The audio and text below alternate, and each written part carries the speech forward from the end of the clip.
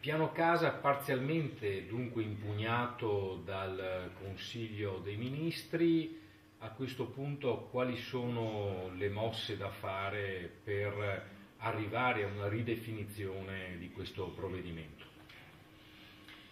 Ma attendiamo ancora di vedere i verbali per capire esattamente i contenuti di quanto è stato fatto sia nella prima riunione del Consiglio dei Ministri sia nell'incontro successivo di chiarimento al quale ha partecipato il vicepresidente Zorzato con i tecnici regionali e i tecnici del Ministero, perché sulla base del verbale saremo più precisi nel capire quali passi fare prossimamente. In ogni caso l'esigenza resta quella di andare a modificare la legge Piano Casa Ter secondo le indicazioni appunto ricevute dall'impugnativa.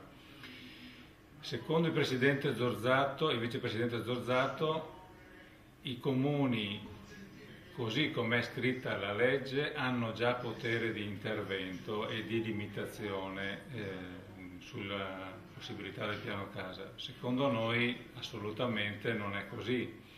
Dovremo chiarire questo aspetto, capire quale strumento normativo delle norme urbanistiche regionali lui intende applicare e confrontarci. Secondo punto da chiarire è i contenuti della circolare applicativa del piano casa che ancora non c'è e sulla quale sappiamo che è stato aperto un confronto con ANCI Veneto.